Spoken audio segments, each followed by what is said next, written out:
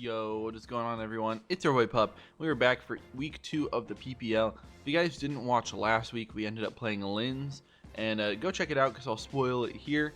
But we ended up taking a 3-0 victory, which is really nice. Nice to get on the board in this crazy league.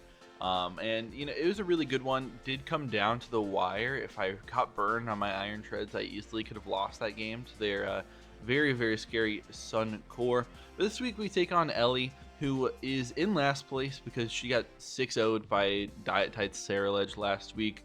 So not her best showing. I know that they're definitely going to be coming back and, you know, definitely trying to beat me in this one because they need a big bounce back. But it does give me like 2 metagamey thoughts. Definitely does not want to get set up on, and a lot of my team loves setup. Like my Terapagos loves the setup. Thunderous also likes the setup a lot. Sylveon potentially, Zarude. Really a lot of Pokemon on my team have that setup option. So it's really threatening into her side. So we'll see what she does about that, but I'll try to take advantage of it when I can. But yeah, let's just go over Ellie's team really quick. First off, she's got a Terapagos, which is a very, very scary Pokemon. The Terra Shell means that she takes not very effective damage if she's at full health, which is very annoying, especially because I don't have very many hazard options on my team. I mean, I do. I have Klefki, I have Rocks on a couple of other Pokemon throughout my squad, but it's easy for them to spin. I don't have a Ghost type. They can easily deal with the hazards, so I kind of am expecting like a Choice Specs Terapagos or a Rock Polish Meteor Beam Terapagos. Definitely could be that normal Heavy Duty Boots, Calm Mind, Rapid Spin, Terra Starstorm, Earth Power set, which my team does deal with very well, I think. But yeah, that could happen. Not really what I'm 100% expecting though. Next up is a Garchomp, who I think could be either very defensive or very offensive in this game. I think very defensive is a little bit better in this because it deals with something like my Cinderace and can just get free hazards versus my squad. Obviously I can court change, but I don't really want to take an Earthquake even if I have the Libero and turn into the normal type. But it punishes like my U-turns. If she's Rough Skin Rocky Helmet on that Pokemon, it can punish stuff like my Alomomola trying to flip turn around, punish my Zarude being annoying versus their team, punishes my Basculin, which I love. So I feel like Tank Chomp makes a lot of sense into me. If it's going to be an offensive Chomp, I can also deal with that. I feel like we just see Dragon Move plus Ground Move is just completely free into my squad, and Scale Shot makes sense.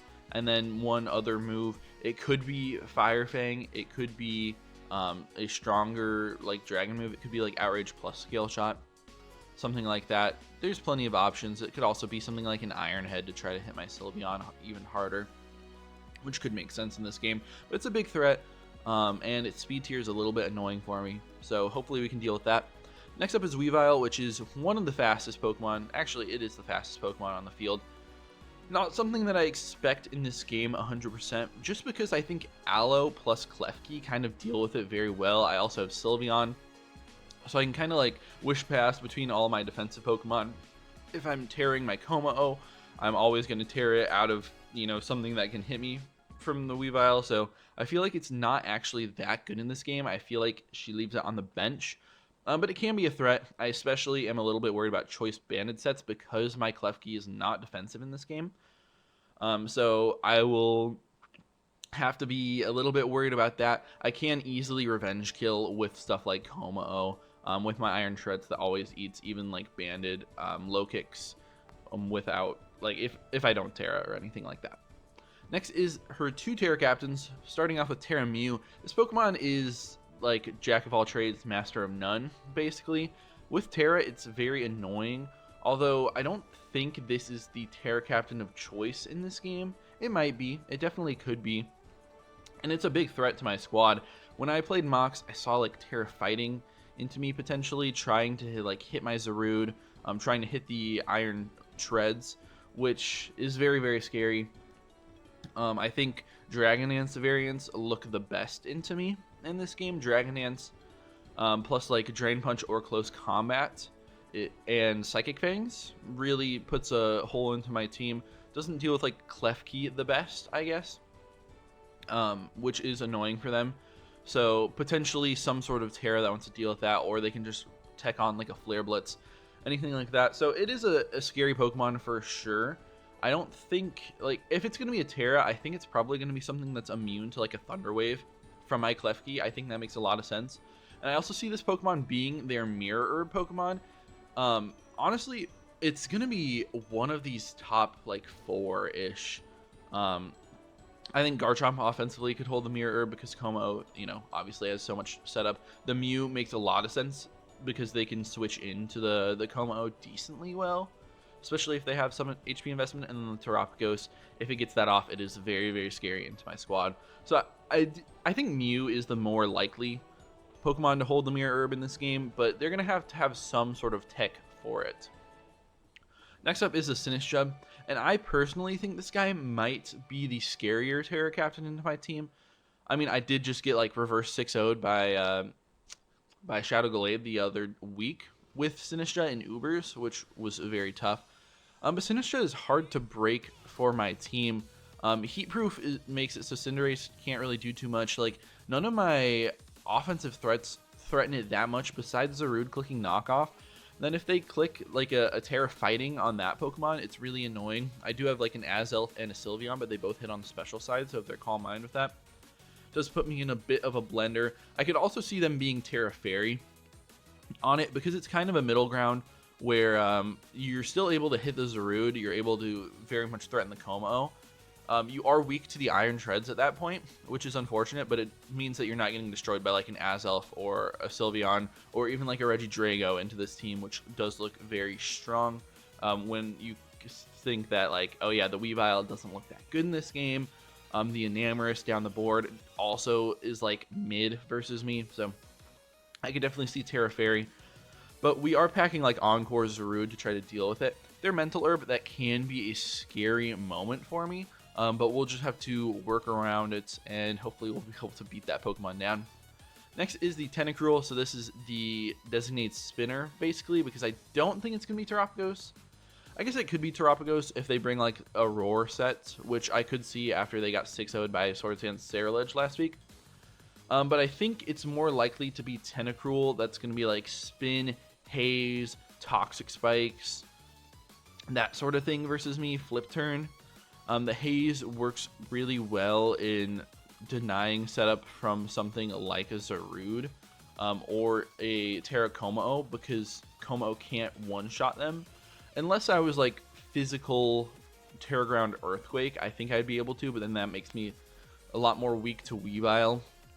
It's not a great situation there. So we're going to need to get some chip on the Tentacruel before we're able to do stuff with my Como here. A very annoying Pokemon. Definitely something that I do expect in this game. And the last Pokemon that I expect in this game, or yeah, the last Pokemon I expect everything besides Weavile up to this point. But I expect the Cobalion, because that Pokemon is a nasty, nasty threat into my squad.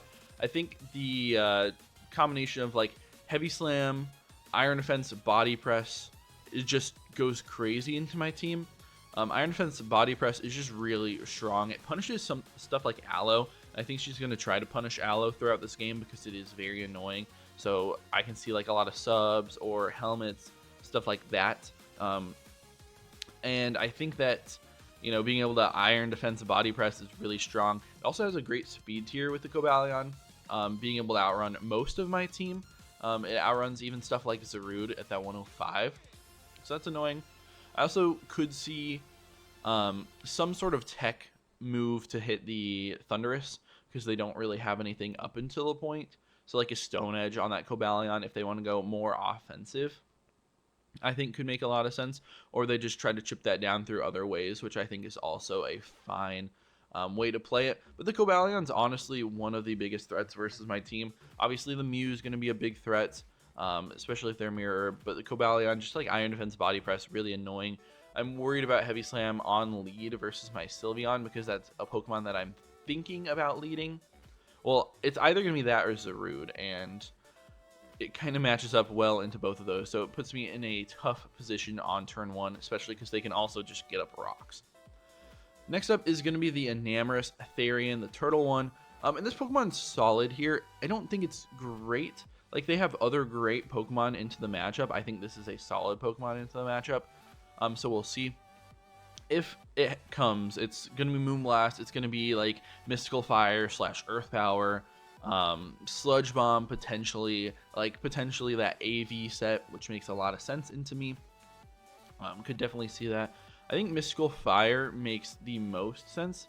Like, it does less damage than Earth Power, but it is a nice, like, more neutral hit into my team, and it deals with something like the Terra Steel Como, which is, spoiler alert, what I'm bringing in this game. So they're able to click that button and at least be able to make sure they don't get destroyed by my special attack boosting Pokemon there. Other options this guy has is like just like a Boots kind of more pivot with Healing Wish could be very annoying. Healing Wish into some of the stronger setup threats on their squad, or like the Terapagos, can be very annoying for me, so we're gonna have to play around that. And it does match up decently well into the team that I've brought, but Iron Treads does really just shut that Pokemon down. It kind of destroys it. I can't switch in freely on a Mystical Fire, but I shut it down otherwise, and I can like freely switch into Aloe and then flip turn out, and they don't have a Pokemon that like super punishes Aloe at that point, so I should be okay. Next is going to be the Electros, another Pokemon I could see. It's solid here, mostly solid because they don't have great answers to Thundy, so bring the Electros like an AV version definitely makes sense if they want to do that. It also, you know, eats up the Earthquakes from Iron Treads, so Iron Treads can't hit it super hard if they're especially defensive. And Assault Vest, they're going to take on the Como decently well, the Azelf, the Sylveon, the Regidrago they can even take a hit from. So I could definitely see it being annoying, like I guess U-turn, knockoff, probably more that physical set, so you can hit the Zarude with a 4-time super effective attack, and just knockoff being really annoying into me. Don't think it's like a massive threat because there's no real recovery, there's no real wish passing besides the Healing Wish into that Pokemon. Now, if it could be set up like supported by everything, I think it would be a little bit more threatening into me, but I think I just like chip that thing down very quickly into the game if it does end up coming. And then yeah, it's going to be a little bit annoying, but I think that there's a lot bigger threats on their squad. Next is an Emboar, which is a Pokemon I could actually realistically see in this game. It shuts down both my Cinderace and my Zarude decently well. It resists the stabs on all 3 of those stabs combined, which is very annoying. And it just hits my team really hard. Heat Crash or Flare Blitz is very hard to switch into, and if I try to go Aloe and they click Wild Charge into me, it's going to be doing a lot of damage. So I have to, you know, just be a little bit careful about that. I definitely think it's a Pokemon that can come in this game. If I am like a more physically defensive Como set, anything like that, or Swalot, I kind of do shut that Pokemon down, so it might be too high risk, but I'm not counting it out because it does look scary into my squad. And then the last 2 Pokemon, first is a Terra Trapinch. Now Trapinch could come to this game because First Impression can just one-shot my Zarude, which would be really nice for her. And if we see Trapinch, I am not leading Zarude, although it is what I'm going to lead in most scenarios. So it can be a scary Pokemon, although I think if they end up bringing it, it just gives me free setup opportunity, which maybe that's the exact idea because they want to go into like their Mirror Mew afterwards and beat me down that way. But I think it's just not good enough in this game. It doesn't trap enough on my team. Like my Treads is just not dying to a hit. Aloe, it's not doing very much to Aloe. Azelf, Thundurus, it's not really going to be able to trap those Pokemon. Like other stuff on my squad, Swalot is not that good in this game. They don't need to trap it. Basculin will just Aqua Jet it or Flip Turn out and be fine. Zarude obviously can get First Impressioned. If they're not First Impression, then I just U-turn my way out. Cinderace U-turns its way out. I really think this Pokemon just doesn't come, although it is a threat that I did have to look at least a little bit in the builder. And then last is the Surskit, 0-point Pokemon. It does have Sticky Webs, which is annoying into my team, but I do have the Court Change opportunity, so I don't really think they're going to go for that. And I am bringing Court Change this week, so it definitely kind of destroys them if they try to do that option. So I don't think they're going to try to get any sillier this week. Let's go over the team that I'm bringing for this week. First of all, we are starting off with, let me pull it up really quick, starting off with our Klefki here. Now, this Klefki is my setup sweeper for the game. I'm really excited for it because it just looks insane into their squad. With Iron Defense plus Calm Mind, we're able to boost our defense, special defense, and special attack, making Draining Kiss really strong versus their team. Only thing I need to get out of the way is the Tentacruel, which I think should not be an issue because the rest of my team is built really well about beating that Pokemon. If we do see a Garchomp or like potential Terra Ground on the other Pokemon, or even like a Trapinch in front of me, I just click Magnet Rise versus them, and then I get free setup opportunity. I don't expect the Garchomp to be Fire Fang, although if they are, it's not too bad. They really don't do that much when I'm Iron Defensing in their face. So I think I should be all good in that scenario. So yeah, I kind of beat that Pokemon 1v1. I beat most Pokemon on their team. I would like to get a setup opportunity if possible, but they don't have any strong stabs into me besides the Emboar, which like could come in this game, and it is a huge threat if it does. Even then, Iron Defense and then like some Draining Kisses can be annoying into them, and the Garchomp, which I just Magnet Rise right through. So we should be fine with this Pokemon. Use it in the late game to try to sweep their squad, and it totally can if I'm able to get up any sort of damage on everything on their squad. Next up is going to be the Cinderace. With the heavy duty boots on this guy, we are Pyro Ball, U-turn, Court Change, and Zen Headbutt. Zen Headbutt allows us to cover the Tentacruel, and it does a ton of damage to that Pokemon, and it also allows us to hit the Emboar while hitting like Terra Fighting versions of Sinistcha and Mew, because those are both very possible in this game. U-turn is very spammable versus their team, especially once the Garchomp is down. Obviously, it's a little bit annoying to U-turn into like Rough Skin Rocky Helmet, because I do think that Pokemon will be their defensive check to this. But if they decide, no, I'm going to bring an offensive Garchomp, we don't have to deal with it as much, and we have other Pokemon that can come in on the Garchomp and just be very, very annoying.